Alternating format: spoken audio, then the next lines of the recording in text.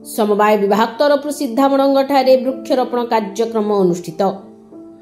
अंतर्जातीय समवाय वर्ष 2025 पालन अवसर में गजपति जिला काशीनगर ब्लॉक सीधामणंगଠାରେ जिला स्तरीय वृक्षरोपण कार्यक्रम अनुष्ठित हो जाइछि।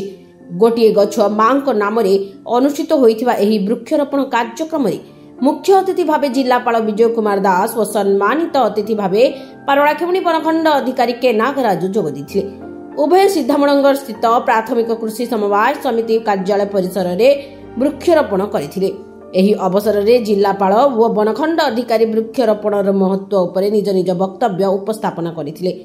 डीआरसीएस हरिहर सेठ तत्वावधान में होइथिबा एही कार्यक्रम में सीधामणंग सरपंच जी स्वर्ण मंजरी, सहकारी वन संरक्षक अरुण कुमार साहू, प्राथमिक कृषि समवाय समितिर सभापति ओडिसी जानकी राव, संपादक डी संजीव कुमार समेत प्रमुख सम्मानित अतिथि भावे मंचासीन थिले।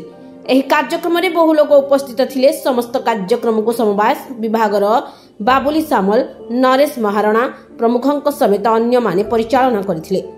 ब्यूरो रिपोर्ट, लक्ष्य media. Deputy registrar of cooperative society Gajapati district.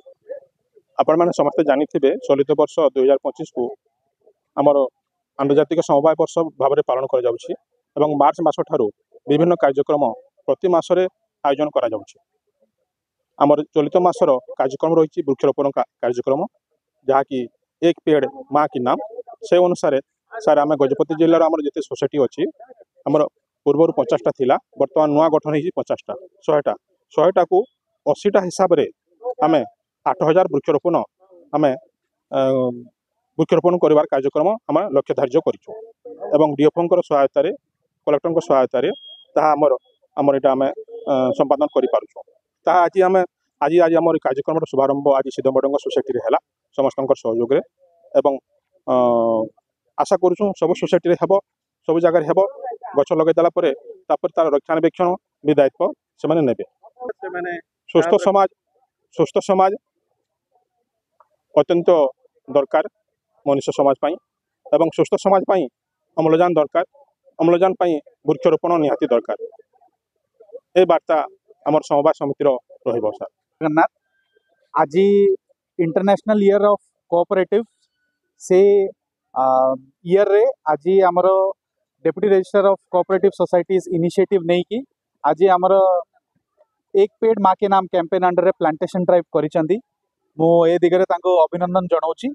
आमर गजपति जिल्ला रे 1 जुलाई रो वन महोत्सव कार्यक्रम आ मास स्केल रे प्लांटेशन आ सीडलिंग डिस्ट्रीब्यूशन कार्यक्रम आरंभ होईछि। ए दिगरे समस्त स्टेक होल्डर्स को आसिकी गछ लगाइबा दरकार अछि। केवल फॉरेस्ट डिपार्टमेंट ही नहीं, हॉर्टिकल्चर ही नहीं, अन्य समस्त स्टेक होल्डर्स इंक्लूडिंग आमर कोऑपरेटिव सोसाइटीज आउ लोक माने निज बाड़ी रे आउ जोठी फांका जगह अच्छी सेठी गछ नियंतु आउ गछ नहीं कि ताको लगांतु आउ ताको बड़ करंतु। आमर माननीय मुख्यमंत्री ए वर्ष आम ओडिशा राज्य को 7.5 करोड़ रु अधिका गछ लगार आमर टार्गेट अच्छी। आमर गजपति जिल्ला रे फॉरेस्ट डिपार्टमेंट तरफ मोर देन 3 लाख गछ लगा जिवो आ मोर देन 5 लाख चारा वितरण करा जिवो। आउ ता संगे संगे अन्य स्टेक होल्डर जेमती soil conservation, agriculture department, horticulture department, PD watershed आउ अन्य जेमिति कोऑपरेटिव सोसाइटी समस्ते आग को आसिकी एक पेड़ माँ के नाम कैंपेन अंडर रे गछ लगे कि आपण माने ए जो महत् कार्य को सफलीकृत करिवे बोली मु आशा करूछी। ना वृक्षरोपण कार्यक्रम आपण माने जेम सब जानचंदी जे 1 जुलाई रो कार्यक्रम सब आरंभ कराई वन महोत्सव हिसाब रे एवं ता भितर आमर जते सब इंस्टीट्यूशन अच्छी जे कोऑपरेटिव इंस्टीट्यूट एटा सीधामणंगर गोटे कोऑपरेटिव इंस्टीट्यूट एटा से जगह प्लांटेशन होउची।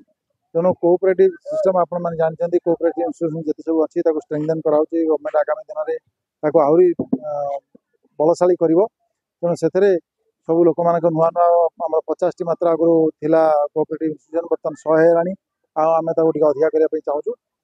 ता भितर से यहीटा गोटे एक्सट्रा कम दिहला जे सब गोटे गछ लगे गछ लगे फलंती गछ सब लगे से गचर लोक मैंने परवर्ती अवस्था खाली लोक नुह पशु पक्षी समस्त सुविधा हे ଭେରି ଗୁଡ୍ ଅକ୍ସିଜେନ୍ पाइबा तेणु ସେଇଟା ହେଉଛି ଉଦ୍ଦେଶ୍ୟ ଏବଂ ସେଥିରେ ସମସ୍ତଙ୍କୁ ମୁଁ ଅନୁରୋଧ କରିବି ଯେତେ ସବୁ ଘର ଦ୍ୱାର ଏଇ ମାନେ ବାଡ଼ି ପଛପଟେ ଅଛି ଖାଲି ଜାଗା ଅଛି ସବୁ ଜାଗାରେ ବୃକ୍ଷରୋପଣ କରନ୍ତୁ ନିଜେ ଭଲ ରହନ୍ତୁ ସମସ୍ତଙ୍କୁ ଭଲ ରଖନ୍ତୁ ନା ନା ଏଇଟା ଆମର ଡିଓଫ ମହାଶୟଙ୍କୁ ଏଥିପାଇଁ ବହୁତ ବହୁତ ଧନ୍ୟବାଦ ଦେବି ସିଏ ଏଇ ଗଛ ଗୁଡ଼ାକ ସବୁ ଦେଇଛନ୍ତି ଏବଂ ଆହୁରି ମଧ୍ୟ ଦେବେ ତେଣୁ ଗଛର କିଛି ଅଭାବ ନାହିଁ ଖାଲି ଆପଣ ନେଇକି ଲଗେଇକି ବଢ଼େଇବାର ଅଛି।